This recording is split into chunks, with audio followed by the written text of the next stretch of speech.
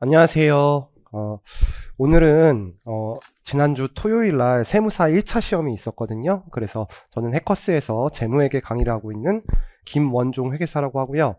세무사 1차 시험 기출문제 1번부터 24번까지 풀어드리는 시간 가질 텐데, 일단 우리가 세무사 시험이 한 6, 7년 전에 비해서요, 응시생이 2만 2천 명이 넘었었거든요. 올해 1차가. 그래서 응시생이 2배가 늘었어요. 한 6, 7년 전에 비해서.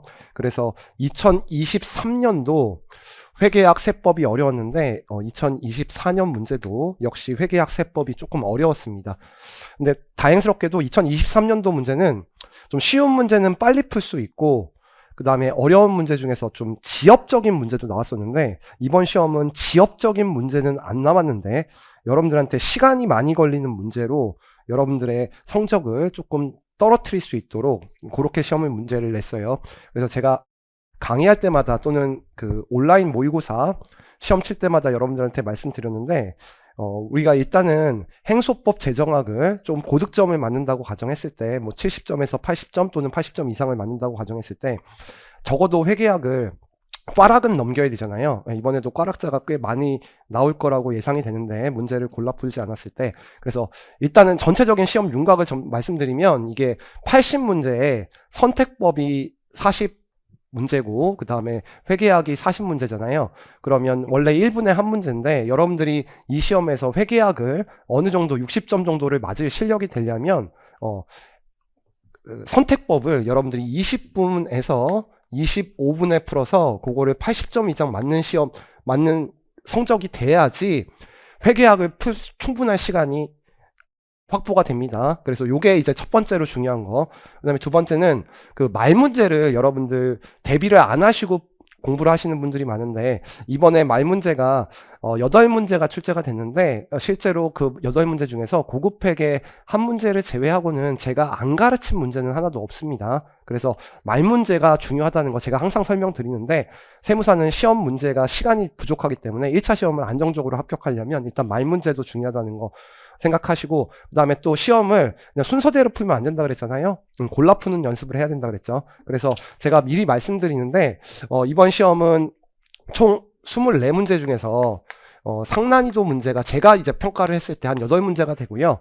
중난이도 문제가 한 8문제, 하난이도 문제가 한 8문제가 이렇게 출제가 됐습니다. 그때 요 상난이도 문제가 다 상은 아니고요. 상난이도는 아닌데 시간이 엄청나게 걸리는 문제가 8문제가 있어요. 그래서 문제를 순서대로 푸는 게 아니라 여러분들이 시험장에서 문제를 푸실 때 4번과 5번과 6번과 7번과 10번과 11번과 15번과 16번을 여러분들이 먼저 풀지 않고 나머지 문제를 먼저 푸시고 선택을 하셔서, 그리고 원가회계도 이번에 제가 원가회계 선생님들한테 물어봤고, 제가 옛날에 교수로 생활할 때 원가 관리 회계도 그냥 기본 강의는 학교에서 한 적이 있어서 대충 난이도를 볼 수 있는데, 원가 회계 문제도 16문제 중에서 8문제가 쉽고요, 8문제가 어려워요. 그러니까 16문제를 먼저 골라 풀고 그 다음에 8문제를 원가 회계 골라를 먼저 풀었어야 돼요. 그래서 이걸 제끼고, 그 상태에서 다 못 푸는 건 또 아니에요. 이걸 빨리 푼다면 한 4문제 정도는 원가회계 한 문제 정도랑 재무회계에서 시간이 걸리는 문제 중에서 여러분들이 이제 골라 풀면 되는 거죠. 한 10분이 걸리더라도 한 3, 4문제는 풀 수 있으니까 그때 좀 골라 풀었으면 하는 문제가 6번은 좀 그래도 풀만한 문제고요.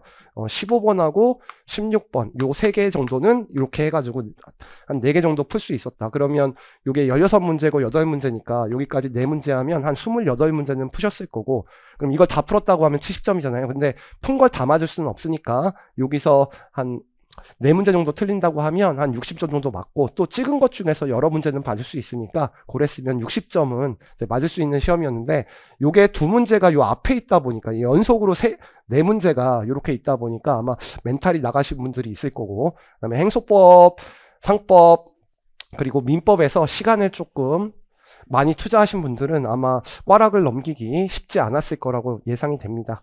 그래서 좀 어려웠던 시험입니다. 그래서 제가 한마디만 말씀드린다면, 중급 회계는 이제 응시생이 많아짐에 따라서 회계사 준비생만큼 준비를 해야 될 거예요. 그래서 제 책이 좀 객관식 책이 어렵다고 여러분들이 말씀하시는데 이 객관식책에 있는 문제 중에 지금 제가 말씀 안 드린 것 중에 거의 있는 문제가 거의 다 출제됐기 때문에 조금 어렵게 공부하는 게 맞다고 이제 판단이 됩니다. 자, 제가 목소리가 조금 그래가지고 한꺼번에 24번까지 다 풀어주면 좋겠는데 일단은 1교시에 1번부터 12번까지 풀어드리고요. 10분간 휴식한 다음에 13번부터 24번까지 이렇게 풀어드릴 건데 아마 유튜브에 편집될 때는 한꺼번에 편집이 돼서 아마 올라올 거예요. 그래서 일단은 저는 2교시에 나눠갖고 이제 풀어드리겠습니다. 자, 1번부터 설명드릴게요. 자, 1번 보시면 한국채택 국제회계인에서 인정하는 회계 전체 변경에 해당하는 것을 모두 고른 것은 이렇게 돼 있죠. 이거는 제가 약술형 문제 2차에도 출제가 돼서 꼭 외워놓으라고 하는 거기 때문에 이거는 맞았어야 됩니다. 자, 1번 과거에 발생하지 않은 거래와 실질이 다른 거래, 기타 사건 또는 상황에 대해서 다른 회계 정책을 적용하는 경우에는 기업회계 기준에서 기업회계 기준으로 바꾸는 게 아니라 최초 적용이기 때문에 이건 최초 적용이기 때문에 회계 정책의 변경이 아니라고 설명을 드렸고 회계 정책 변경에 해당하는 예가 두 개가 있죠. 니은과 디귿입니다. 이게 답이죠. 국제회계 기준의 요구에 따라 회계 정책을 변경하는 경우 기준이 개정되면 당연히 변경해야 됩니다. 그래서 이게 회계 정책의 변경이고 그리고 더 신뢰성 있고 목적 적합한 정보를 제공하는 경우에는 회계 정책의 변경에 해당한다 그랬습니다. 이걸 아예 외워놓으라 그랬으니까 이거 일단 니은 디귿이 어차피 두 개니까 이건 빨리 풀고 그냥 넘어갔어야 되는 문제예요. 그리고 과거에 발생하지 않았거나 발생하였어도 중요하지 않았던 거래, 기타 사건 또는 상황에 대해서 새로운 회계 정책을 적용하는 경우도 우리가 최초 적용이라고 했죠. 그 다음에 마지막 거는 국제회계에서 인정하지 않는 방법이니까 난갭이었죠. 근데 국제회계에서 허용하는 방법으로 바꾸는 것은 난갭에서 갭으로 바꾸는 거니까 이거는 오류 수정에 해당하니까 회계 정책의 변경이 아닙니다. 그래서 니은 디귿이니까 이거는 정답은 1번은 3번이에요. 그래서 이거는 맞았어야 되는 문제입니다. 그리고 2번인데요. 2번은 자본유지 접근법에 의한 이익 측정이죠. 여러분들 이 문제가 회계사 시험에는 한 번도 안 나왔는데 세무사 시험에 똑같은 형태로 지금 세 번째 출제되는 거예요. 그리고 저는 이 문제를 기본 강의 때도 풀어주고 그 다음에 객관식 강의 때도 풀어주니까 이거는 맞았어야 되는 문제입니다. 조금 기존 문제랑 다른 거는 이 세무가 엑셀년 초에 상품 매매업을 영위할 목적으로 현금 10만 원을 납입받아 설립되었죠. 그러면 이제 기초 순자산이 있는 거예요. 근데 이제 부채는 없으니까 기초에 10만 원만큼 있었으니까 요게 이제 기말에 순자산이 나올 거예요. 근데 이 중에서 이제 회사가 한 짓이 첫 번째 40단위를 곱하기 2,000원에 상품을 이렇게 매입했잖아요. 그럼 8만 원이 있는 거니까 현금이 2만 원만큼 있는 상태에서 기초 순자산이 10만 원이었는데 X1년 말에 40단위를 단위당 3,000원에 모두 현금 판매했죠. 그러면 여기 40단위가 있는데 현금 3,000원에 판매했으니까 요게 12만 원 있는데 요거 12만 원 쓰면 안 되죠. 여기 플러스 현금이 2만 원만큼 있었으니까 기말 순자산이 14만 원이 됩니다. 그러면 이렇게 순자산이 증가되는 부분이 있는데 이것을 배당할 수 있는 이익과 배당하지 못하는 자본유지 조정으로 나누는 거니까 우리가 요거를 유지자본을 만들어야 되는데 이 문제를 보시면 동상품은 X1년 말에 단위당 2,500원에 구입 가능하다고 돼 있고 X1년 초에 물가지수가 100원이고 X1년 말에 물가지수가 120원인데 이거는 불변구 매력 자본유지 개념을 물어본 문제가 아니니까 우리가 유지자본을 측정할 때 실무자본유지 개념이면 현행 원가로 측정하죠. 그때 조심하셔야 돼.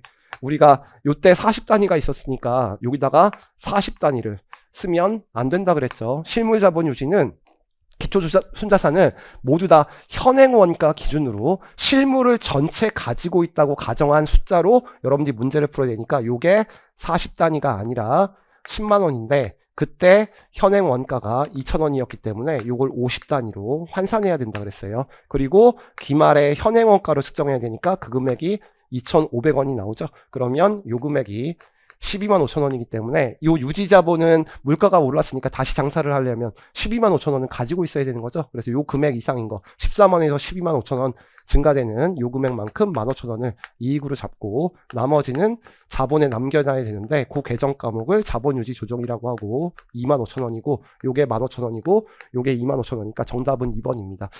여러분들 이 문제가 최근에 기출됐을 때는 요 금액을 그냥 14만 원이라고 줬는데 요게 40단위 3,000원이고 현금 2만 원이 있었는데 제가 그 문제 풀어줄 때도 요거 검증을 해줬기 때문에 이 문제도 기출문제니까 풀었어야 되는 문제입니다. 그래서 문제 2번까지는 괜찮았어요. 그리고 이제 문제 3번이 현금 흐름표죠. 이제 투자활동 현금 흐름인데요. 투자활동 현금 흐름은 예, 문제를 보시면 기계장치 관련 거래의 현금 흐름표상 투자활동 현금 흐름에 미치는 순효과를 물어봤기 때문에 이건 유입액과 유출액을 각각 풀 필요가 없는 거죠. 그러니까 취득처분, 상각금액을 한꺼번에 순액분계법으로 풀면 조금 시간이 적게 걸린다 그랬는데, 순액분계법을 쓰려면 감값이랑 처분, 손익, 그리고 기계장치, 감가상각 누계액의 기초 기말금액이 다 주어져야 되는데 문제에 다 주어져 있어요. 그쵸?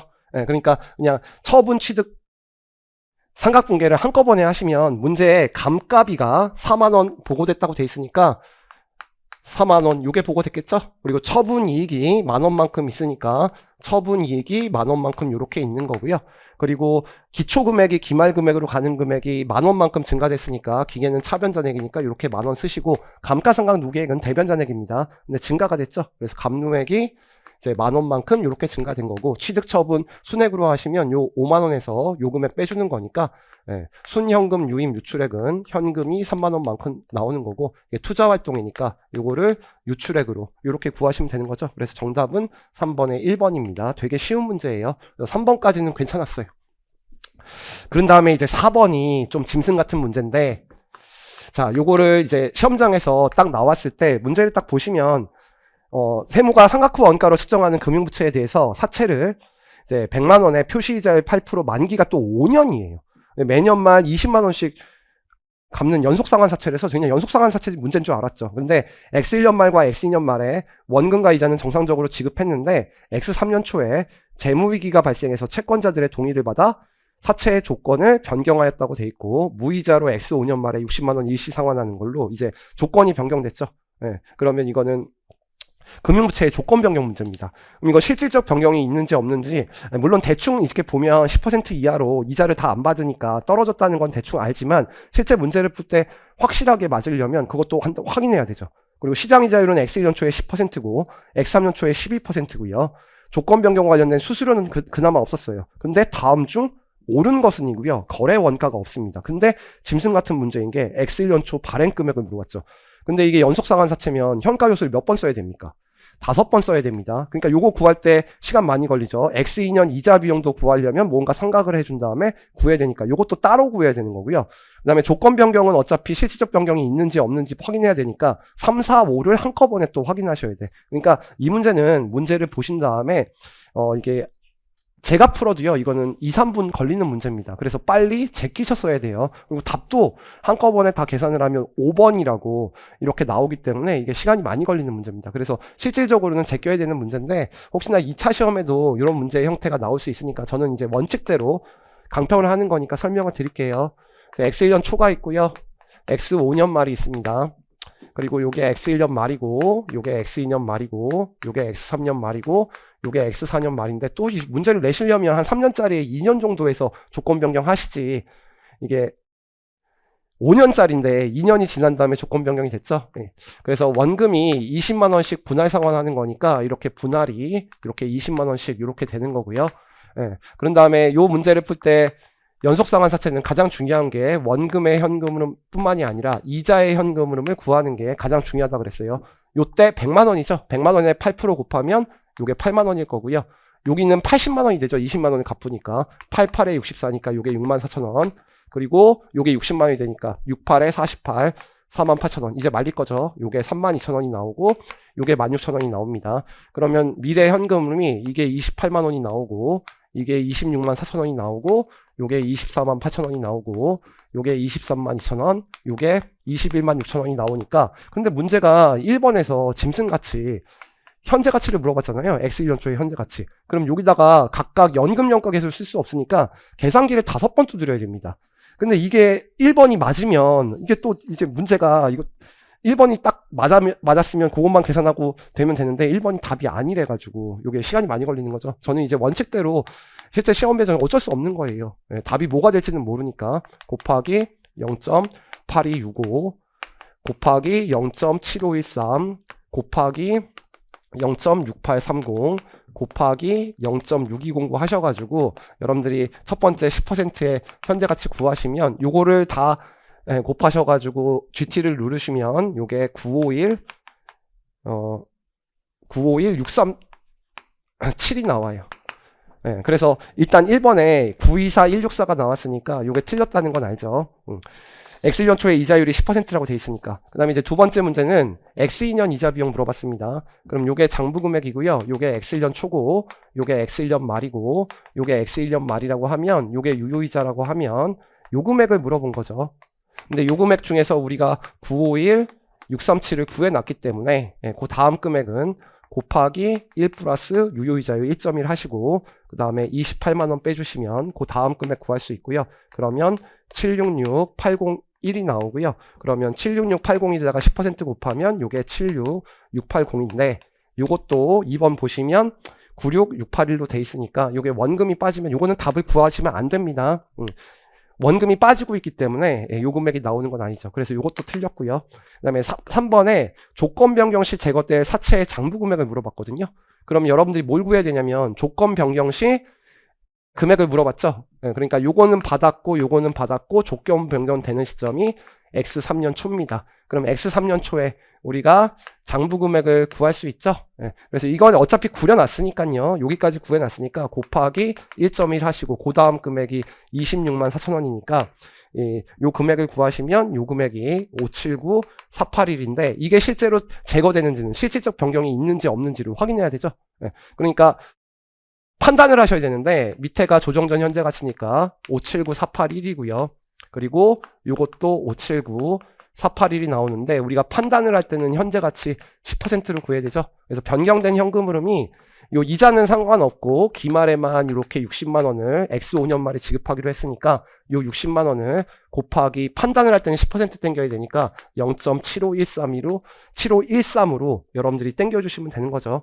그래서 요걸 땡기시면 요 금액이 450780이 나와서 요게 계산을 하시면 22.2%가 나옵니다.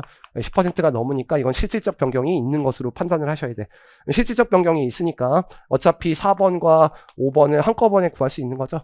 그래서 요거 땡기실 때 다시 한번 땡겨야죠. 실질적 변경이 있으면 우리가 없어지는 사채 9를 구해야 되는데 사채 9의 금액은 요게 579481이 나올 거고요. 사채 신으로 잡을 때는 요 사채 신은 몇 프로로 땡겨야 된다?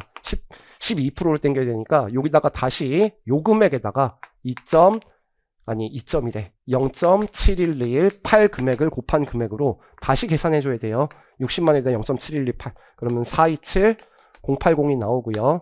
그래서 조정이익을 구하시면 조정이익이 152 401이 나오는 거죠. 근데 이 계산기를 두드릴 때요, 여러분들이 그렇게 빨리 막 두드리는 게 시험장에서 좀 힘들기 때문에 이거는 한 2, 3분 걸리는 문제니까 일단은 제끼고 다른 문제를 다 풀고 시간이 남았을 때 푸는 게 뒤에 시험 문제들이 많으니까 좋았을 문제입니다. 그래서 5번의 조정이익이 151 401이니까 요거는 맞고요.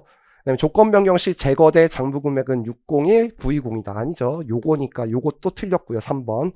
그리고 잡아줄 금액도 450780이니까 427080이 나오니까 요것도 틀려가지고 정답은 5번인 문제입니다. 조금 요건 짐승 같은 문제를 냈어요. 세무사 시험의 특징인데 초반에 조금 시간이 많이 걸리는 문제가 많습니다. 그래서 요걸 잘 제끼셔야 돼요. 그래서 알았어도 요거는 좀 제꼈으면 되는 문제고, 그 다음에 5번 볼게요. 이 문제도 이제 하나하나만 물어봤으면 괜찮은 문제인데 세무는 X1년 초에 다음과 같은 비분리형 신주인수권 사채를 액면 발행했는데요. 여러 가지 자료들이 나와 있어요. 그건 이제 여러분들이 보시면 되고 X2년 초 상기사채 40%가 행사됐다. 이거 일단 행사된 거 봐야 되고 근데 이것도 옳은 것은이죠. 그래서 X1년 초에 인식된 신주인수권 대가부터 X2년 이자 비용까지 물어봤는데 전부 다 문제가 다 틀렸고요. 이것도 5번이 맞는 거예요. 그러니까 시간이 엄청 걸리는 문제죠. 그래서 문제를 요게 5번인데요. 요것도 제끼셨어야 되는 문제예요. 이 문제는 제 책에도 있는데 이 문제를 풀 때 제가 이렇게 말씀드리죠. 이거는 제일 마지막에 푸는 게 가장 좋다고.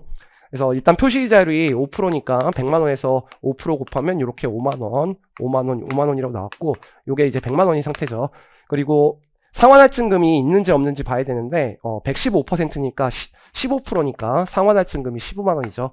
이런 상태에서 먼저 1번에서 신주인수권 대가를 물어봤기 때문에 이제 요 미래의 현금 흐름을 현재 같이 땡기셔서 부채 금액을 구해야 됩니다. 근데 일반 사채의 시장이자율이 10%라고 돼 있으니까 10%로 땡겨주시면 돼요. 그래서 5만원은 9까지 나와 있죠. 69로 땡기셔야 되고, 요건 한꺼번에 땡겨도 되죠. 그래서 115만원 곱하기 0.7513으로 하셔가지고 금액을 구하시면 부채 요소가 988 340이 나옵니다. 근데 액면 발행됐다고 돼 있으니까 총 공정가치는 액면 발행이니까 100만원이니까 요 두 개의 차이가 전환권 대가고요. 11660이 나옵니다. 신주 인수권 대가죠. 신주 인수권 사채니까. 그래서 첫 번째 문제에서 요 1번 틀렸고요. 그 다음에 이제 두 번째 문제는 X1년도 이자 비용이 87565인데 아직 뭐가 안 됐죠? 행사가 안 됐죠? 그러니까 원래 부채의 장부금액 988 340을 쓰신 다음에 X1년도 이자 비용이니까 여기다 10% 곱하면 되죠. 그래서 요것까지는 98834니까 요것도 87565로 돼 있으니까 요것도 틀렸네요. 그래서 2번도 틀렸고요. X2년 초 신주인수권 행사 시 자본 증가액 물어봤죠. 그래서 요것도 공식으로 풀 수 있죠. 상환할증금이 존재하면 자본 증가액은 현금, 납입액, 행사가액에다가 거기다가 상환 할증금의 현재 가치 구하신 다음에 행사 비율이 40%니까 40% 곱하면 된다 그랬죠. 현금 납입액을 구해야 되니까 우리 100만원인데 2만원으로 나누면 50주입니다.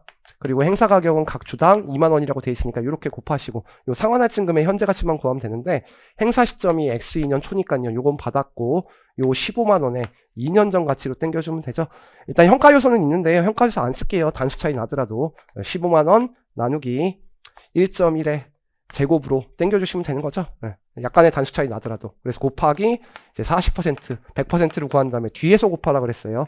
그래서 요거 구하시면 449, 587이 나와서 요것도 틀린 문제네요. 454, 254로 돼 있으니까. 그리고 X2년 초 신주인수권 행사 직후 상환할증금을 포함한 사채의 장부금액 물어봤어요.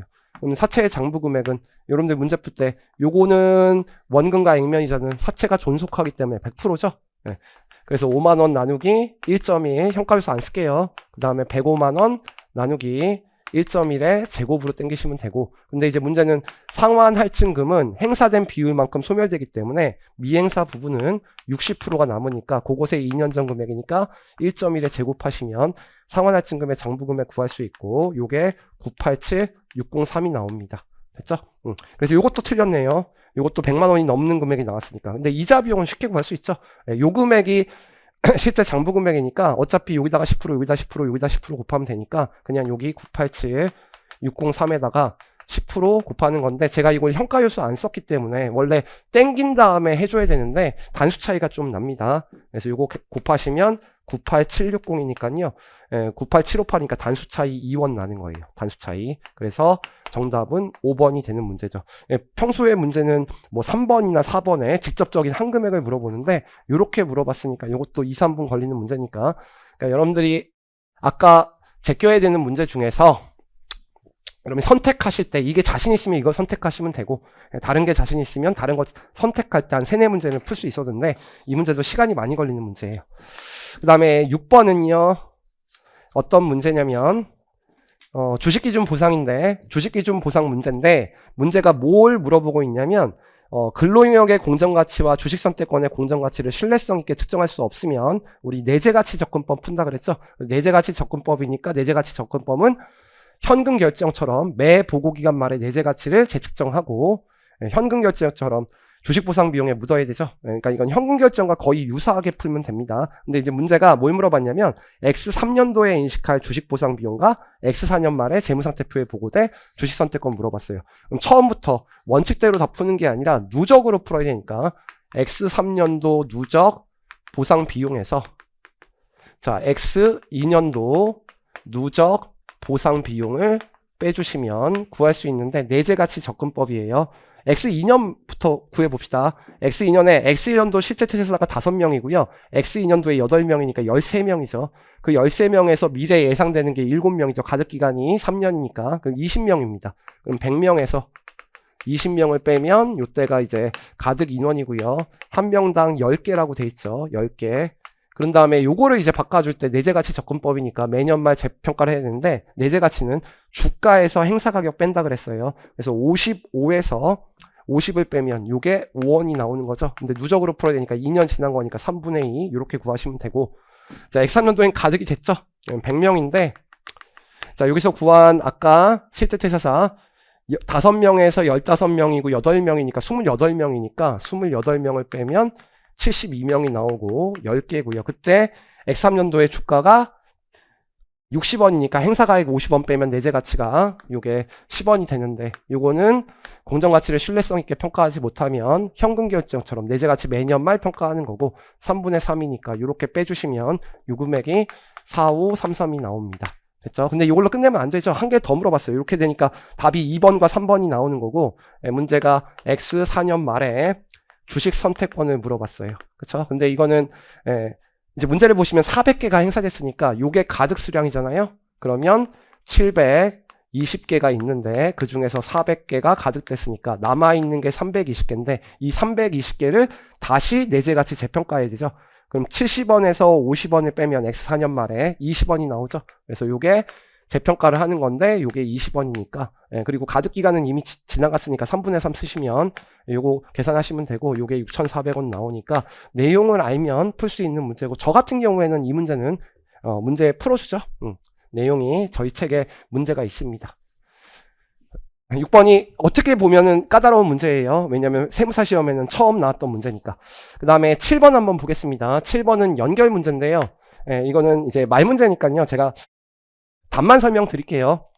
일단은 우리가 지배력을 판단할 때요, 이게 원칙 중심의 회계 처리로 바뀌면서요, 50%에서 한 주 이상 갖고 있지 않더라도 연결을 하는 경우도 있고 50%가 넘더라도 연결을 안 하는 경우가 있기 때문에 힘, 이익 간의 연관이 지배력의 3요소라고 되어 있는데, 그게 물음 1번에 되어 있고 그 물음 1번에는 그게 다 들어가 있습니다. 물음 2번과 물음 3번과 물음 5번은 그냥 읽어보시면 되고, 물음 4번이 있는데 이 문제가 어려워요. 그래서 아마 이게 회계사 시험에 출제가 되더라도 4번은 처음 나온 문제입니다. 힘과 이익 간의 연관을 물어봤거든요. 그럼 힘과 이익을 같이 봐야 되기 때문에 투자자는 피투자자의 힘이 있거나가 아니라, 거기 있거나가 이제 and인데 있고, 요거를 있거나로 바꿔서 and를 5로 내서 틀린 문장이고요. 그런 다음에 그 밑에 투자자의 이익 금액에 영향을 미치기 위해서, 근데 요것도 중간에 문장을 하나 뺐어요. 피투자자의 관여함에 따라 변동이익에 노출되거나 권리가 있을 뿐만 아니라, 그 문장도 뺐어요. 그래서 거기에 좀 사이에 있는 문장도 빼서 조금 더 하나 찾을 수 있도록, 그래서 두 문장이 빠져가지고 정답이 4번입니다. 이거는 아마 세무사 시험 같은 경우에는 고급 회계를 제끼기 때문에 이것도 제가 틀리라고 말씀드렸죠. 그러니까 모르시면 그냥 넘어가셔야 되는 문제예요. 이것도. 그 다음에 이제 8번입니다. 8번은 고객의 선택권이죠. 이 문제는 제 문제에 이제 회계사 2차 시험에 이게 나왔기 때문에 제 문제에 수익 문제, 고급 문제에 있고요. 제가 이 문제를 두 문제나 풀어줘요. 그래서 고급 문제에 있는 문제랑 똑같이 나왔죠. 그래서 근데 문제가 좀 다른 게, 제 문제는 수익을 물어봤는데 이건 계약 부채를 물어봤잖아요. 그럼 여러분들 뭐 해야 돼요? 제품과 고객의 선택권, 할인권의 가격을 구해야 되는데, 이 할인권의 가치를 구하는 게 쉽지 않다 그랬죠. 그래서 뭐 곱한다 그랬어요? 평균 구매 가격. 그래서 평균 구매 가격이 1,500원이라고 그랬죠. 그리고 증분 할인율 써준다 그랬잖아요. 그럼 증분 할인율이 30%가 있는데 10%만큼 있으니까 증분 할인율은 함께 사용할 수 없으니까 30에서 10을 빼야 된다 그랬어요. 그래서 제 문제 중에 하나는 증분 할인율이 20%라는 문제가 있고 40%에 10% 나오는 문제가 있으니까 똑같이 나온 거고, 제 문제도 80%가 행사 가능성이죠. 다 쓰진 않으니까. 그래서 이걸 구하시면 할인권에 뭘 구할 수 있다? 개별 판매 가격을 구할 수 있다. 세상에 공짜는 없기 때문에 무언가 할인권이 있으면, 여러분 돈 내고 있다 그랬죠. 제품은 2,000원에 팔린다 그랬고 요게 240원이니까 요게 2,240원인데, 이제 문제가 하나도 나머지를 사용하지 않을 때 계약 부채 금액만 물어봤잖아요. 제 문제는 수익을 물어봤고 요걸 물어봤으니까 요것만 구하면 되죠. 그러니까 2,000원이 여러분들이 할인권을 팔다 보니까 이렇게 싸게 파는 거니까 여기 안에 2,240원 중에 240원 나오는 거니까 요 금액만 구하면 되는 문제죠. 그래서 214원. 요게 답이었고, 제 문제는 요건데 분기하실 때 요게 계약 부채로 간다는 거 알려줬으니까 요 214원만 구하면 되는 문제입니다. 요 문제는 제가 풀어도 줬고 중요하다고 했으니까 요거는 맞았어야 돼요. 시간도 많이 걸리는 문제 아니고. 그런 다음에 9번입니다. 9번도 맞았어야 돼요. 9번은 옳은 거 쓰니까 다 설명드릴게요. 자, 1번 문제는 재고자산의 매입 원가네요. 다 가산한다고 돼 있으니까 요거 하나만 설명할게요. 리베이트는 여러분들 나중에 돌려받는 금액이기 때문에 순매입액으로 처리하니까 요거는 차감이죠. 그래서 요걸 가산이라고 해서 요것 때문에 틀린 문장이고요. 그 다음에 후불 조건으로 취득하면 미래에 지급할 금액과 그 다음에 지금까지 정상적으로 매입하는 현재 가치의 차이, 취득원가로 처리하는 게 아니죠. 이자 비용으로 처리하니까 거기 취득원가에 가산한다를 이자 비용으로 바꿔야 되는 문제니까 이것도 틀렸고, 그 다음에 3번 항상 나오는 건데 확정 판매 계약은 순실현 가능 가치 구할 때 일반 판매 가격이 아니라 계약 가격이 기초해야 되니까 이걸 일반 판매 가격이라고 해서 틀린 문장이고요. 그 다음에 원재료가 가격이 하락해서 원재료의 원가가 순실현 가능 가치를 초과할 것으로 예상된다면, 그런다고 무조건 잡는 거예요? 제품이 원가 이상으로 판매되면 안 잡는 거예요? 제품이 원가 이상으로 판매되면 안 잡는 거죠? 감액한다가 아니라 감액하지 않는다가 맞으니까 1, 2, 3, 4번이 다 틀린 문장이고요. 그 다음에 5번이 재고자산을 감액을 초래한 상황이 해소되거나 경제 상황의 변동으로 순실현 가능 가치가 상승이 명백한 증거가 있는 경우 환입할 수 있죠. 근데 한도가 있다고 그랬죠. 손상되지 않았을 경우에 장부 금액이, 이거는 감가상각을 안 하는 자산이니까 최초의 장부 금액이 손상되지 않았을 경우에 장부 금액 한도니까 그 범위 안에서 평가 손실을 환입한다. 한도까지 나와 있으니까 이게 5번인 문장입니다. 이거는 제가 밑줄을 다 쳐준 문장이기 때문에 이건 맞으셨어야 돼요. 그래서 9번도 풀었어야 되는 문제다. 그 다음에 이제 10번입니다. 요 10번은 아마 여러분들한테 시간이 조금 걸리는 문제였을 거예요. 근데 이 문제는 푸셨어야 돼요. 왜 그러냐면 이 문제가 이동평균법으로, 제가 문제를 낸 문제랑 똑같죠. 제가 준 자료랑 똑같고 제가 수량을 역산하는 문제를 똑같이 냈는데 여러분들 모의고사에 이동평균법으로 그렇게 똑같이 나왔어요. 이동평균법보다 총평균법이 훨씬 더 계산이 간단하니까 이 문제는 푸셨어야 돼요. 그렇죠? 그래서 문제를 보시면 상품이 있는데요. 자, 티계정으로 그냥 저는 푼다 그랬죠. 그래서 상품이 있는데 문제에 설립됐으니까 일단 기초재고가 0입니다. 그리고 당기 순매입액을 적어야 되는데 매입액이 3개가 나와요. 이 3개를 여러분들 곱하면 이게 암산이 돼요. 이게 3만원이죠. 300개에다가 100원 곱하면, 300개에다 120원 곱하면 36,000원이고요. 400개에다가 130원 곱하면 52,000원이 나오니까 어쨌든 매입 금액을 다 합치면 118,000원이 나오고요. 이렇게 118,000원이 판매 가능 상품인 건 알게 되고요. 그리고 여기에 판매된 부분이 있을 텐데 이 판매된 부분은 항상 역산하도록 시험 문제가 나오고, 사실 여기 평가 손실이 있을 거예요. 이게 평가 손실이 발생한다는 걸 어떻게 알 수 있냐면 문제에 제시가 돼 있고 기초가 0이니까 이건 환입은 아니에요. 그리고 매출원가로 묶기 위해서 정상감모 구하신 다음에 사실은 이거 3개를 더한 금액으로 그냥 구하면 되니까 이걸 각각 구할 생각을 하지 말고 요게 매출 원가로 처리되는 거 확인이 됐어요. 왜냐하면 문제에 그 정상감모랑 평가손실이 매출원가에 반영되고 비정상감모 손실 기타 비용이라고 돼 있으니까 우리는 이 비정상감모와 그리고 기말 재고만 여러분들이 재고를 구하시면 되는 거죠. 근데 이제 여러분들한테 기말 재고 구할 때 뭐가 안 나와 있어요? 수량이 안 나와 있어요. 이게 문제를 보시면 300개에서 300개를 더하고 400개를 더하면 1000개였는데 600개가 팔렸으니까 장부상 수량은 400개거든요. 장부상 수량. 근데 실제 수량이 안 나왔기 때문에 요걸 X라고 놓는 거고, 제가 낸 문제가 요 문제인 거죠. 그쵸? 근데 평가 손실을 줬잖아요.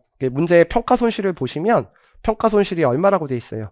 2,960원이라고 돼 있습니다. 이 2,960원은 실제 수량 X개에다가 여러분들이 이제 취득 단가를 구해야 되는데 그냥 요거를 총평균법이니까 1000개로 나누면 되죠. 그래서 이것도 암산 가능해요. 118원인 거고요. 순실현 가능 가치가 110원이라고 돼 있으니까 이렇게 110원을 구하시면 여기서 여러분들이 370개를 구할 수 있습니다. 그럼 굳이 요거랑 요거 구하지 않고요. 요거 2개 구해서 여기서 요거 2개 뺀 걸로 바로 구하시면 되는 거죠. 기말재고는 어떻게 구하는 거예요? 370개에서 둘 중에 낮은 금액 118원과 110원 둘 중에 낮은 금액이니까 요 금액이 들어가죠. 그래서 요 금액이 40700이 나오고요. 비정상 감모는 여기 400개가 있는데 실제 수량이 370개니까 수량 감소분이 30개고 거기다가 단위당 취득원가 곱해야 되니까 118원 구하셔서 곱하시면 요게 708이 나오죠.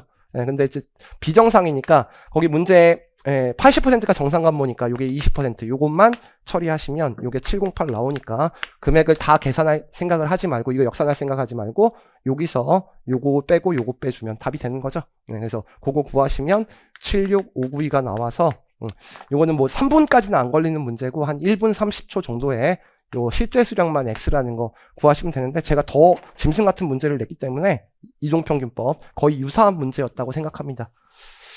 근데 제가 상이라고는 했어요. 시간은 많이 걸리니까. 그 그런 다음에 이제 11번을 한번 풀겠습니다.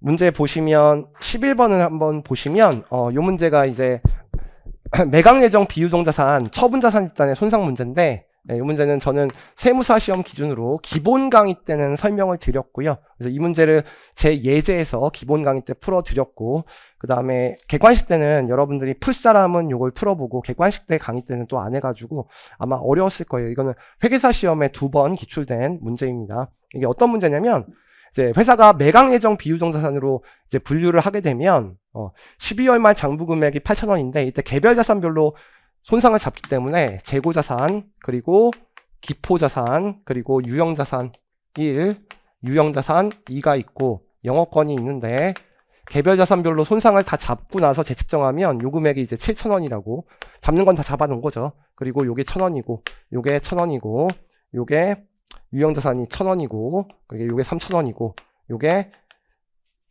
1,000원이 이렇게 나옵니다. 그러면 7,000원이 나오는 거죠. 예. 근데 매각 예정으로 분류되면 창고에 넣어놓기 때문에 회수 가능액 중에서 사용 가치가 없어지죠. 그래서 손상을 한 번 더 잡는 거예요. 그래서 순 공정 가치가 측정하게 되니까 순 공정 가치가 4,000원이니까 여러분들이 요게 장부 금액인데 유형자산의 손상을 배부해야 됩니다.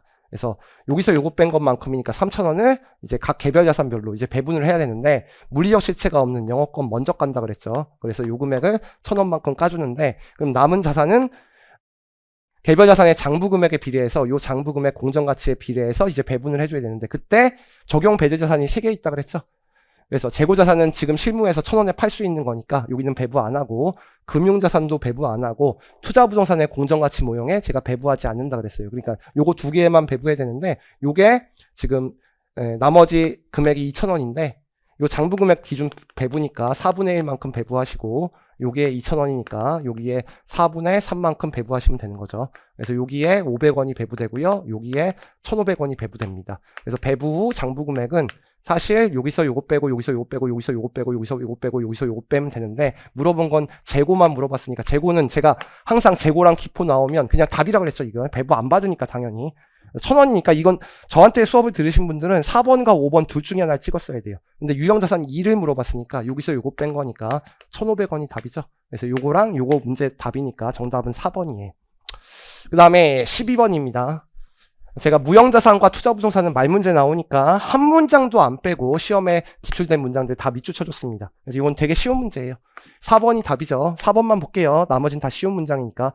부동산 중 일부는 시세 차익을 얻기 위해서 보유하고 일부분이 재화의 생산을 사용하기 위해서 보유하고 있는데, 원래는 원칙은 뭐예요?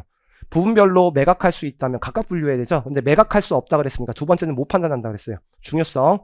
근데 사용하기 위해서 보유한 부분이 중요하니까 이거는 투자부동산이 아니라 자가사용 부동산으로 분류해야 되죠. 그러니까 두 개가 어떻게 보면은 이제 중요하다고 한다 그랬으니까 우리 원문은 경미한 경우라고 되어 있습니다. 그래서 요게 틀린 걸 수도 있고요. 아니면 중요하다 하더라고 한다면 투자부동산으로 분류하는 게 아니라 자가사용 부동산, 유형자산으로 분류해야 되니까 뭐 요거를 장난쳤을 수 있고, 아니면 중요하다라고 하더라면 유형자산을 장난쳤을 수 있고, 둘 중에 하나가 틀린 거죠.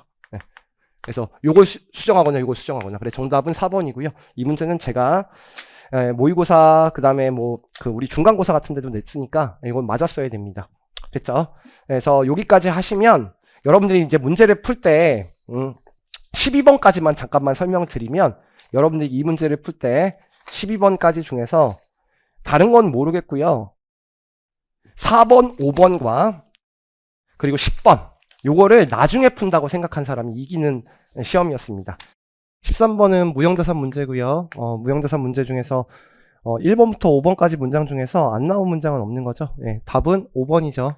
예, 우리 개별 취득하는 무형자산의 원가는 그 자산을 경영자가 의도하는 방식으로 운영될 수 있는 상태에 이를 때까지 인식함으로. 여기까지는 맞는 말인데, 재배치에서 발생하는 원가는 취득 이후에 발생하는 지출이라고 그랬어요. 수익이 발생하고 있으니까 자산의 취득 원가에 처리하는 게 아니라 비용 처리하는 예니까 취득 원가가 아니라 비용으로 인식한다.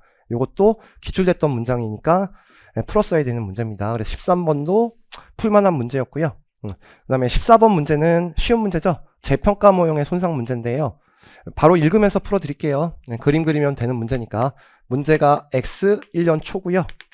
1월 1일에 기량치를 2,000원에 취득했어요. 그럼 요때 금액이 2,000원이죠. 그러면 X1년 말까지 재평가 모형을 적용한다고 돼 있는데 잔존 가치가 200원이니까 1,800원입니다. 나누기 5하면 360원 나오죠. 그래서 360원 정도는 구할 수 있어요. 그래서 감가상각비 360원인데 이건 X1년도 단기손이니까 이 문제랑 상관없는 거고, 그러면 금액이 얼마 나오냐면 1,640원이 나옵니다. 그런 상태에서 공정가치 평가해야 되죠. 공정가치가 얼마라고 되어 있냐면 1,800원으로 되어 있으니까 공정가치가 1,800원이에요. 그러면 금액 증가되는 거 160원만큼 자, OCI로 이렇게 인식하셔야 되고, 이게 160원이죠. 근데 이건 X1년도 OCI니까 이 문제랑 상관없는 거예요. 그런 상태에서 회수 가능액을 다시 한번 봐야 되는데 1,800원이니까 이때는 손상 발생 안 한 거죠. 요거 때 풀 때 회계 추정치의 변경이니까 잔존 내용 요수 4년을 써야 되는데 1,800원에서 잔존 가치 까먹으면 안 돼요. 200원이 있으니까 1,600원이니까 요게 200원이 X2년도에 이제 단기 손익으로 처리되니까 요건 답과 관련돼 있는 문제죠. 200원이 아니라 400원이죠. 1,600원을 4로 나누면 그러면 1,400원이 되는 거고요. 그런 다음에 이제 문제에 뭐라고 돼 있냐면 공정가치가 1,300원이래.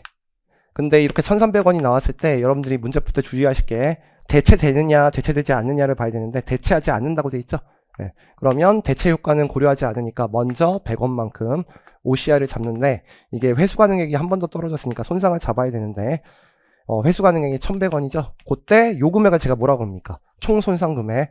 근데 재평가 잉여금이 60원만큼 남아있으니까 60원을 먼저 OCI로 빼주고 나머지 금액만큼 140원만큼 재평가 손실 잡는 거죠. 근데 단기 손익에 미친 효과 물어봤으니까 요게 단기 손익이니까 요거 두 개 더한 요거랑 요거 더한 540원 나오는 문제고, 요 문제도 제가 모의고사에 비슷한 유형으로 문제를 냈으니까 이건 맞았어야 됩니다. 난이도가 상당히 적게 걸리고 시간도 적게 걸리는 문제예요. 15번은 제가 풀어줬던 문제예요. 회계사 시험에 이미 2번이나 기출된 문제고요. 근데 여러분들 시험은 더 어렵게 냈어요. 보통은 문제가 X1년도 단기손익에 미친 효과인데 X3년도 단기손익에 미친 효과를 물어봤으니까, 문제가 도소매업을 영위하는 세무가 X1년 1월 1일 지방자치단체로부터 자금을 전액 차입해서 기계장치를 5만원에 취겠다고 돼 있죠. 그래서 X1년 초고요. 이제 기간이 X5년 말입니다. 그때 이자율이 시장 이자율보다 낮은 이자율로 빌렸을 때 나오니까 1%죠. 5만원에 1%니까 이자가 500원, 500원, 500원, 500원, 그리고 500원이고요. 여기 5만원이라는 원금이 있을 거예요. 그러면 일단 정상거래라고 가정하면 요 금액에 10% 곱한 금액이 차입금으로 잡혀야 되는데, 요게 10% 곱한 금액이면 금액이 500원 곱하기 올해 시험 문제 내신 분들은 저를 도와주기 위해서 다 할인율을 10% 줬죠. 그래서 3.7908이고 7908이고요. 5만원은 곱하기 0.62 09죠. 09. 그러면 차입금의 금액은 132940이니까 원래 이걸 빌려서 5만원으로 가는 금액을 찾아야 되는데, 금액을 5만원만큼 빌려줬죠. 그럼 요 두 개의 차이는 이제 정부 보조금으로 우리가 회계 처리하는 겁니다. 그래서 여기서 요거 빼니까 금액이 17060이 나와요. 그럼 이제 두 가지 금액을 구하라 그랬는데 문제가 X3년도를 물어봤으니까요. X3년도에 두 가지를 물어봤죠. 첫 번째는 감값인데, 이게 자산차감법일 경우에는요, 여러분들이 그냥 정부 보조금이 없는 상태에서 순액으로 감값이 인식하시면 되니까, 이게 5만원이 취득 원가인데 정부 보조금이 17060이니까 이게 내가 순수하게 지급한 비용. 그리고 문제 보시면 잔존 가치가 0이라고 돼 있고요. 그리고 곱하기 5분의 1이고 정액법이니까요. 그냥 요 금액 계산하시면 감값이는 6588이 나옵니다. 근데 중요한 거는 요게 차입금인데요. 차입금의 이자 비용을 X3년도 거 물어봤으니까 한 번 상각되고 한 번 상각된 금액으로 계산해야 되니까 X3년 초에 이자 비용 구하기 위해서 부채 금액을 구하면 되죠. 그래서 X3년도 이자 비용이니까 32940에 곱하기 1.1이고 500원을 빼준 금액이 X2년 초. 거기다가 다시 1.1 곱하고 500원 빼주시면 X2년 초 나오는 거죠. 그래서 거기다가 10% 곱하시면 요 금액이 3881이 나와가지고 이렇게 빨리 푸셔야 돼요. 두 개 더하시면 금액이 마이너스 10469가 나옵니다. 그래서 요 금액도 문제 푸는 거 제가 X1년이지만 두 번 출제된 건데 조금 응용해서 냈는데 시간은 조금 걸리지만 뭐 요 개념 알고 있으면, 사채 개념 알고 있으면 풀만한 문제예요. 자, 그 다음에 16번 한번 보겠습니다. 요 문제를 제껴 써야 되죠. 제가 뭐 자본안의 차입 원가가 그냥 여러분들 시험에 나오더라도요, 1분에 한 문제를 풀 수 있기가 쉽지 않다 그랬잖아요. 1년짜리라도. 근데 2년짜리죠. 그래서 시간이 많이 걸리는 문제예요. 문제를 보시면 세무가 X1년 4월 1일 공장 건물 신축 공사를 실시했대요. 그러면 지출액도 4월 1일이고 특정 차입금도 4월 1일이니까 자본화 개시일은 4월 1일입니다.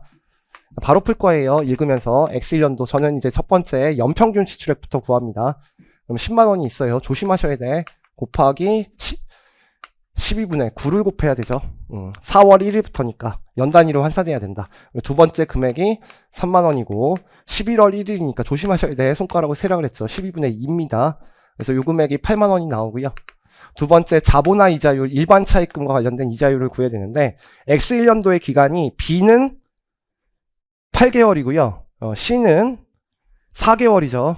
그러니까 4개월과 8개월이니까 B에서 6만원에 12분의 4를 곱하시고 그 다음에 여기에 6만원에 잘못했어요. 5월 1일이니까 12분의 8이죠. 곱하기 12분의 8을 곱하신 다음에 B의 이자율은 5%니까 5% 곱하시고 그리고 3만원인데 곱하기 4개월이니까 12분의 4 3만원 곱하기 12분의 4 곱하시면 여기서도 이자율이 나올 거고 여기 이자율은 10%라고 돼 있으니까 요 금액 구할 때 꼭 요거 구해놓으라 그랬죠. 요게 6%가 나오더라도 여기에 5만원이 있고 요게 3천원이 나오는데 요게 나중에 일반 차입금의 한도라 그랬죠. 요거 이상 쓴 거 내 돈 갖고 쓴 거니까. 그런 다음에 이제 세 번째 특정 차입금과 관련된 게 있는데 이 특정 차입금은 문제 자본화 기간이 9만원인데요. 4월 1일부터니까 9개월이네요. 9개월 요렇게 곱하시고 A 이자율은 3%예요. 근데 일시투자 수익 있죠? X1년이니까 5월부터 7월까지니까 3개월이네요. 일시투자 수익 빼는 거 잊지 마시고 3만원 곱하기 12분의 3 하신 다음에 2% 곱하시면 요 금액이 1875가 나옵니다. 그런 다음에 그 밑에 빼실 때 일반 차입금은 먼저 평균 지출액 8만원에서 특정 차입금을 빼야 되는데 이게 연 단위로 환산됐으니까 이자율이 연 단위니까 이것도 연 단위로 환산할 때 이거 그냥 밑으로 빼주면 된다 그랬죠. 그럼 실수 안 한다 그랬죠. 그래서 9만원 곱하기 12분의 9 마이너스 3만원 곱하기 12분의 3 하시면 이게 특정 차입금의 연평균 지급한 특정 차입금 쓴 거 나오는 거고 거기다가 6%를 곱해야 됩니다. 그러면 이게 1200원 나오는데 첫 번째는 한도는 안 걸리죠. 그래서 이거 구하시면 3075 나와가지고 여기서 답이 끝났어야 되는데 이게 또 두 개예요. 그쵸? 그러니까 두 번째 문제를 풀려면 조심을 하셔야 되죠. X1년도에 지출된 금액은 갚지 못하기 때문에 기초에 지출된 걸로 본다 그랬죠. 그래 13만원인데요. 이것도 자본화 종료 시점도 10월 31일이니까 곱하기 12분의 10을 곱해야 됩니다. 그런 다음에 기존에 전기 이전의 자본화된 차입원가를 평균 지출액에 포함하면 이게 더 어려워지는 거죠. 근데 평균 지출액에 포함하지 않는다고 되어 있으니까 요거는 이제 고려 안 하시면 되고 근데 자본화가 된 다음에 X2년도에도 지출액이 또 많아요. 그래서 2월 1일 날 지출한 거는 12분의 또 9를 곱하셔야 돼요. 또 있죠. 7월 1일 2만원 곱하기 12분의 4가 나오니까 계산 문제를 풀 때 시간이 많이 걸리죠. 계속 계산기를 뚫어야 되니까 13만원. 그나마 좀 괜찮았던 게 뭐냐면 여러분들 이쪽에 요게 8개월이잖아요. B가 요게 4개월인데 자본화 기간 보시면 B도 X2년도에도 8개월이고 X2년도에도 4개월이니까 이걸 그대로 쓸 수 있다는 거. 그나마 다행인 거예요. 또 계산하면 안 돼요. 감을 봐야 돼요. 이게 같이 있다는 게. 똑같은 금액이니까 이게 3,000원이고 이게 5만원이니까 이게 6%라는 거 계산되니까 요게 한도고요. 그 다음에 세 번째, 요게 두 번째고 특정 차입금인데 요때는 일시투자 수익이 없으니까 9만원 곱하기 제 문제 보시면 12분의 10개월이죠. 10개월이고 거기에 3%인데 일시투자 수익은 없습니다. 그래서 22,500원이 나오고요. 그리고 일반 차입금과 관련된 거는 저기 13만원에서 여기서 구한 요거를 그대로 밑으로 빼주면 된다 그랬어요. 13만원에서 그리고 13만원에서 9만원 마이너스 곱하기 12분의 10을 해준 거 이렇게 빼주면 되죠. 그래서 요거를 6%를 곱하시면요 요 금액이 3,300원이 나옵니다. 근데 조심하실 게 항상 한도를 고려해야 되기 때문에 요게 3,000원 빠지기 때문에 5,250원이 나와서 정답은 1번인 문제인데 이것도 시간이 많이 걸립니다. 제가 이렇게 풀어주니까 그렇지 요거 계속 계산하고 계산기 두드리면 도저히 여러분들 1분 안에 풀 수 있는 문제는 아니에요.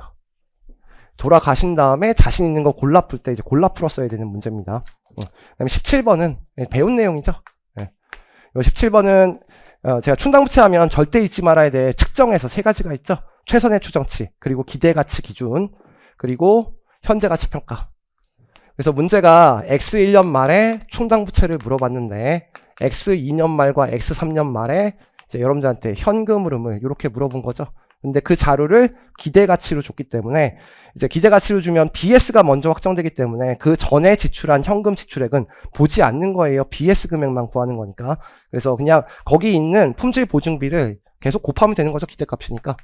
1,800원 곱하기 0.2, 그리고 3,000원 곱하기 0.5, 그리고 7,000원 곱하기 0.3을 하셔가지고 요 현금 흐름을 3,960원이라고 구하시면 되는 거고, X2년도는 3,000원 곱하기 0.3, 그리고 4,000원 곱하기 0.6이고 5,000원 곱하기 0.1 나오니까 요거 계산하시면 3,800원 나오는 거고요. 근데 이게 미래에 발생하는 건데 요거의 충당부채를 처리할 때는 기대가치 기준에 현가치 평가해야 되는데 그게 10%죠. 현가 요소 써도 똑같습니다. 예. 뭐 어차피 이게 단수 차이가 별로 안 나는 문제이기 때문에 3,960원 나누기 1.1, 3,800원 나누기 1.1에 제곱하시면 6,740원 나오는 거고, 요거 회계사 기출문제고 제 책에 똑같이 있는 문제 그냥 똑같이 나온 거예요. 근데 차이가 나는 거는 기존의 기출문제에 한 문장을 더 넣은 거예요. X2년도에 1,000원의 영업손실이 발생할 것으로 예상하고 있다. 근데 예상되는 미래 영업손실은 충당부채 인식하지 않으니까 그냥 무시하시고 풀면 되는 문제고, 이게 회계사 기출문제인데 제가 풀어줬던 문제이기 때문에 이것도 저한테 배우신 분들은 풀었다고 말씀드렸습니다. 이거는 저한테 배우신 분들은 풀었어야 돼요. 그 다음에 18번이죠. 요 18번도 회계사 2021년인가 22년 문제를 똑같이 냈어요. 완전히. 차이가 나는 거는 여러분들 시험은 더 어렵게 낸 거예요. 이게 7월 1일이야. 취득일이. 그래서 월할 삼각해야 되는 거. 그리고 그 문제는 정액법이었는데 이 문제는 연수학계법입니다. 그러니까 여러분들이 이걸 나눠야 되는데 이 문제가 좀 특이한 게 이제 문제에 상업적 실질이 있다고 돼 있잖아요. 그러면 여러분들이 기계 9가 있어요. 그러면 기계 9를 순장부 금액이 7,000원이라고 돼 있으니까 감가상각 누계액 빼준 금액으로 이렇게 분개를 하면 되죠. 근데 상업적 실질이 있으니까 제공한 자산의 공정가치를 써야 되는데 이걸 안 준 거예요. 못 구해요, 그러니. 알겠죠? 그리고 현금이 있어요. 현금이 500원인데 이건 제공한 자산의 공정가치가 500원인데 원래 기계에 신의 금액을 구하면 이 제공한 자산의 공정가치, 현금 지급액까지 두 개를 더해야 되는데 이걸 안 줬죠. 대신에 뭘 준 거예요? 처분 손실을 줬으니까 이거 처분 손실을 이렇게 1,000원 쓰면 제가 그래서 분계도 알고 공식도 알아야 된다는 게 이게 X니까 이걸 역산하면 풀 수 있습니다. 그쵸? 그래서 요거 두 개 더한 거에서 요거 빼주니까 요 금액이 얼마 나오는 거다? 6,500원 나오는 거다. 근데 회계사 시험에도 관련된 비용이 같이 나왔었어요. 설치 장소 준비 원가랑 설치 원가인데 이거는 자산을 취득하기 위해서 불가피하게 발생한 비용이니까 현금 1,000원, 기계 1,000원으로 계산을 하는 거니까 기계장치의 취득 원가가 여러분들이 일단 7,500원이라고 구해놓은 거예요. 근데 이제 문제가 여기가 X1년 7월 1일인데 문제가 여기에 X1년 말이 껴있고 여기에 X2년 말이 껴있을 때 요 감가비를 물어봤는데 연수학계법이니까 요거랑 요렇게 구해가지고 1,000년치 금액에 12분의 6 곱한 거랑 두 번째 연도 곱한 거에 12분의 6으로 이렇게 월할 삼각해야 되는 문제니까 7,500원이고요. 잔존가치가 500원인데 내용 요소가 3년이라고 돼 있죠. 그러니까 6분의 3에 12분의 6 곱한 게 요 앞에 있는 거. 그리고 7,500원 마이너스 500원에 두 번째 연도가 6분의 2인데 요 뒤에 게 12분의 6이니까 12분의 6을 곱해가지고 저 같은 경우에는 7,000원에다가 요거랑 요거 곱한 거를 더해가지고 그냥 한 방에 계산하는데 어쨌든 요렇게 계산하면 2917 나오는 문제입니다. 요 문제도 기존에 풀어뒀던 요 X라고 놓고 푸는 문제 그냥 월할 생각하는 문제도 연습했기 때문에 요것도 뭐 그렇게 시간이 많이 걸리는 문제가 아니고 풀었어야 되는 문제입니다. 실수만 안 했으면 맞았어야 되는 문제인데 자 19번은 조금 어려워요. 19번이 왜 어렵냐면요 좀 계산이 복잡하고 시간이 좀 많이 걸려요. 그리고 여태까지 기출 문제랑 좀 다른 부분이 있어가지고 조금 어려운 문제입니다. 19번이 이제 기본주당 순이익을 물어봤으니까 그래도 기본주당 순이익은 제일 처음에 보통주 이익을 구해야 되죠. 그러면 당기순이익 1,000만원에서 자 우선주 배당금을 빼줘야 되는데요. 문제가 보시면 끝에서 두 번째 자료를 보시면 전환우선주 전액이 주식으로 전환 청구되어 5,000주를 발행하였다고 돼 있어요. 그래서 전액이 주식으로 전환됐기 때문에 원래 일반적인 문제는요. 우선주 배당금은 기말 현재 유통 중인 주식에 대해서만 배당금을 지급하는 게 가정이 돼 있는데 문제 기중에 전환된 전환우선주에 대해서는 전환일까지 기간에 우선주 배당금을 지급한다고 이렇게 문제에 언급이 돼 있으면 문제 언급대로 풀어야 된다 그랬어요. 그러면 배당률이 배당을 지급하는 걸로 보는 거죠. 5천 주고요. 배당률은 액면금액에다 곱해야 되니까 액면금액이 5,000원입니다. 그런 다음에 이제 누적적인지 아닌지 봐야 되는데 누적적이니까 단기 배당 결의분만 빼주면 되니까 10%죠. 그러면 750만 원 이렇게 구할 수 있어요. 그 다음에 이제 두 번째 유통보통 주식수를 구해야 되는데 여기 기초의 금액이 있죠. 기초의 금액이 몇 주라고 되어 있냐면 만 주라고 되어 있습니다. 그런 다음에 이제 중간에 8,000주를 주식 배당했대요. 언제? 3월 1일 날. 그럼 주식 배당 8,000주는 엄마 쫓아간다 그랬어. 기초로 소급해야 되니까 이쪽에 8,000주가 들어간 거예요. 됐죠? 그 다음에 4월 2일 날 유상증자 됐는데 시가에 됐는지 시가에 안 됐는지를 봐야 되죠. 그래서 4,000주가 유상증자가 됐는데 이거를 시가 이하로 발행된 금액이죠. 왜냐면 직전 공정가치가 10,000원인데 발행 금액이 5,000원이니까 이거 바로 구할 수 있죠. 구분하시면 유상증자로 될 부분은 반이니까 2,000주가 되는 거고요. 무상증자가 이렇게 2,000주가 나오는 거예요. 그러면 이 무상증자는 엄마 쫓아가야 되니까 얘한테 배부하고 얘한테 배부해야 되는데 요게 2만 주잖아요. 요게 2,000주니까 무상증자 비율이 10%니까 여기에 180주를 더해 주시고 요거 없애면서 여기에 200주 더해 주시면 요 금액 나올 거고요. 중간에 자기 주식이 하나 있죠. 자기 주식이 9월 1일 날 취득한 게 있는데 이거는 마이너스 쳐야 되니까 4,350주 이렇게 구하시면 되고 전환일 날 12월 31일은 우리가 월할 계산한다 그랬으니까 원래 보통주가 있는데 실무에서는 365분의 1 구하는데 월할 계산하면 고려할 필요 없는 거죠. 그러니까 요거 구하시면 요 금액이 얼마 나오냐 19,800주가 나오고요. 요게 2,200주가 나오고 요게 4,350주가 나오니까 요거 곱해주면 되는 거죠. 그래서 19,800주는 12분의 12 2,200주는 12분의 9죠. 실수하면 안 되니까 맞죠? 그리고 자기 주식은 4,350주를 마이너스 쳐야 되는데 9월 1일이니까 12분의 4 하시면 요게 딱 2만 주가 나옵니다. 요거를 요걸로 나누면 되니까요. 요렇게 나누시면 375주 나와가지고 조금 시간은 걸리는데 풀만한 문제입니다. 이건 특이한 게 전환우선주에 대해서 이게 0으로 쓸 것인가 그걸 문제를 잘 읽어야 되는 문제예요. 맨 마지막 거. 그 다음에 20번 보겠습니다. 중간 재무 보고.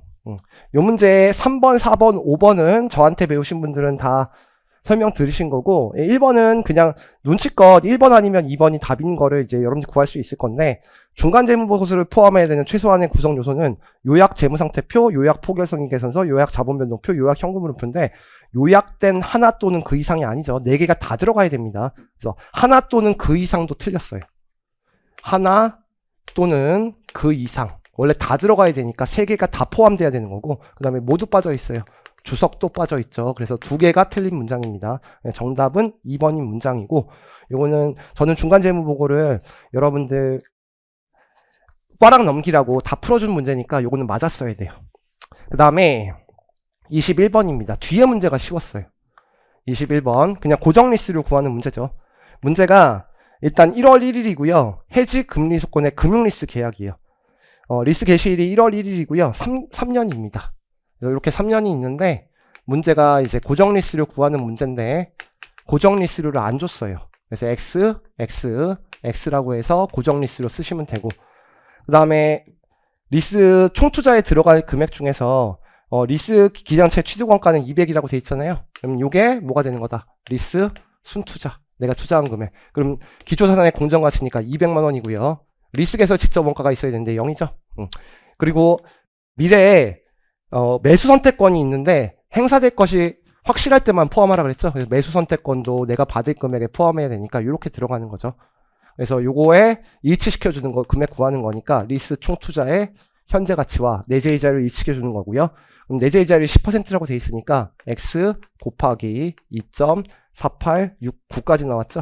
그리고 40만 원 곱하기 0.7513. 그래서 저 요 문제 두 문제나 풀어주죠. 그리고 제 기본서에 첫 번째 있는 문제고 요것만 계산하시면 되니까 683373이고요. 제 문제보다 리스 개설 직접 원가도 없으니까 훨씬 더 쉬운 문제입니다. 그래서 정답은 3번이고요. 풀만한 문제예요. 그리고 22번 볼게요. 22번도 제 책에 있는 문제예요. 이 문장이 회계사 기출문제로 출제됐기 때문에 제 문제에 있는 문제입니다. 단기법인세 자산과 단기법인세 부채를 상기할 수 있는 요건, 이연법인세 자산과 이연법인세 부채를 상기할 수 있는 요건 2개, 3개인데 둘 다 외워놓으라고 했잖아요. 그래서 이게 또는이 아니라 and를 가지고 치는 거죠. 그래서 순액, 결제, 의도가 있고 법적으로 집행 가능한 권리가 있고인데 그걸 있거나라고 낸 문제고, 요게 이미 회계사 시험에 있거나로 출제됐기 때문에 요 3번도 맞으셨어야 되는 문제예요. 네, 제가 풀어준 문제고요. 그 다음에 23번 한번 보겠습니다. 23번은 일반 목적 재무보고의 목적인데 요것도 1번, 2번, 3번, 5번은 여러분들한테 다 가르쳐준 문제고요. 4번은 사실 기출문제는 아니에요. 제 책에는 있고요. 기본서에. 많은 현재 및 잠재적 투자자, 대여자, 그 밖의 채권자는 정보를 제공하도록 보고기업에 직접 요구하고, 요구할 수는 없죠. 그냥 일반 목적 재무보고를 쓰는 거니까. 그래서 이게 할 수 없고예요. 그래서 요것도 틀렸고요. 두 번째는 그들이 필요로 하는 재무정보의 많은 부분을 일반 목적거에 의존하는 것은 아니다. 아니죠. 의존해야 되죠. 왜냐면 이건 주된 정보 이용자이기 때문에 의존해야 한다죠. 해야 한다. 그래서 이게 둘 다 틀렸으니까 둘 중에 하나만 틀렸다는 거 확인하시면 4번이 틀렸다는 거 아실 겁니다. 자, 그리고 24번입니다. 요게 자본 문제, 제 문제의 1번 문제이기 때문에 요것도 푸셨어야 돼요. 그래서 이제 우선주하고 이제 보통주가 받아갈 배당금을 물어봤는데요. 일단 뭐부터 구해야 돼요? 누적분부터 구해야 됩니다. 그래서 자본금이 200만 원인데요. 3%니까 하루당 1년당 6만 원인데 그 X 3년 말인데 X 4년 말이니까 2년 동안에 누적된 거죠. 이거 문제 푸실 때마다 내가 설명드렸죠.